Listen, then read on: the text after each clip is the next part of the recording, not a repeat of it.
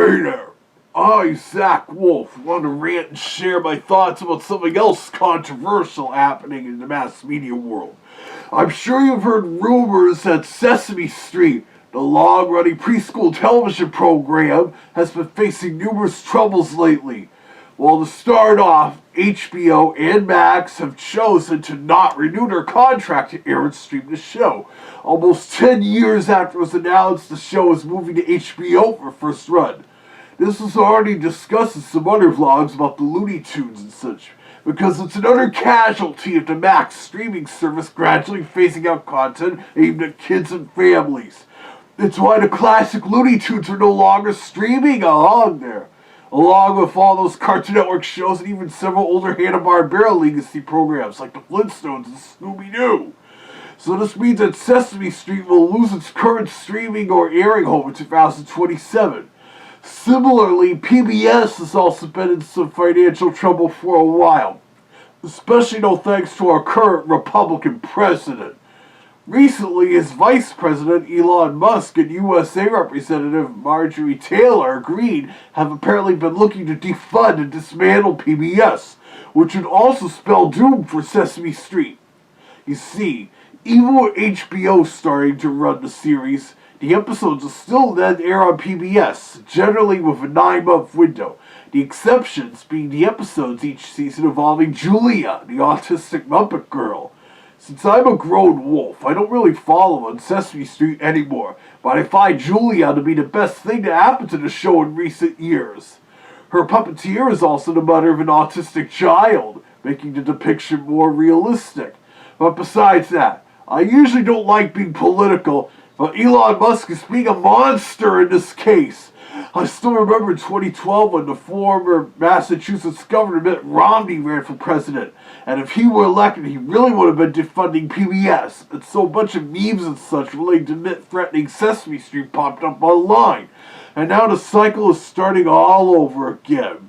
Like someone said, Sesame Street is about as American as apple pie. I'm even old enough to be part of the last generation to grow up with the very original theme song.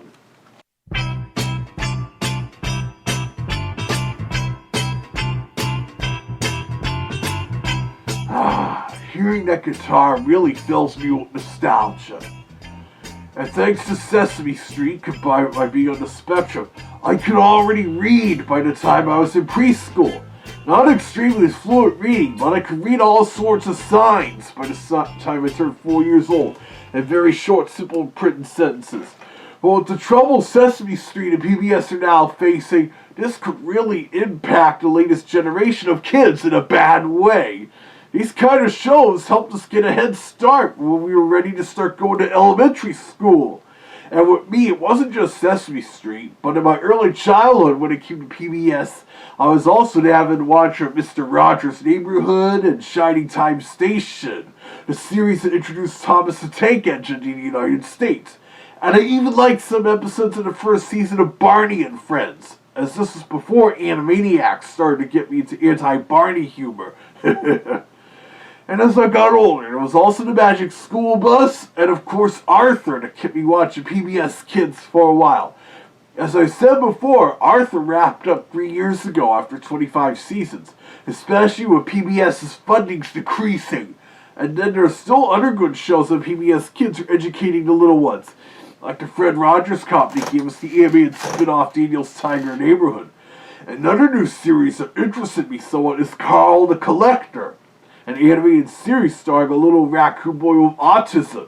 And this was an amazing feat, being the first PBS Kids animated series of an autistic lead character. I don't want to see that come to a premature end because of all the Republican defundings and the like. And it's not just the kids. PBS is chock full of programs adults enjoy, too.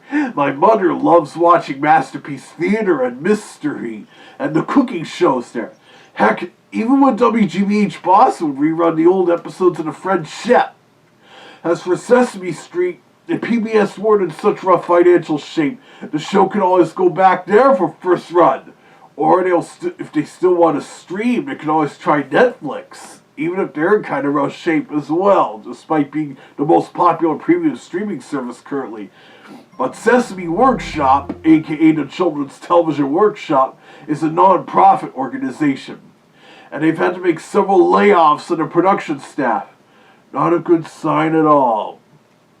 Though I do know with Sesame Street merchandise, part of the proceeds would go to Sesame Workshop to fund their projects and such. Heck, back in the 1980s, when the Jim Henson Company suffered financial losses with their dark fantasy movies, The Dark Crystal Labyrinth, bombing at the box office, some of the Sesame Street merchandise revenue also went to the Jim Henson Company and helped keep them afloat.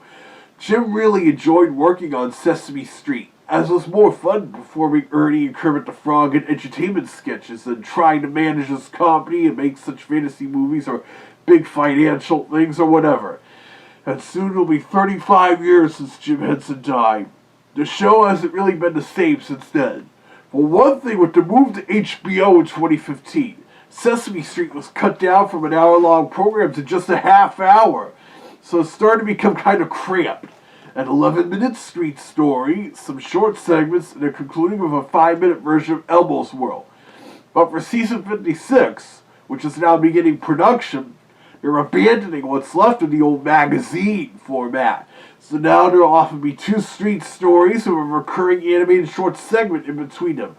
Or sometimes a double-length story with the animated short in between the 2 parts.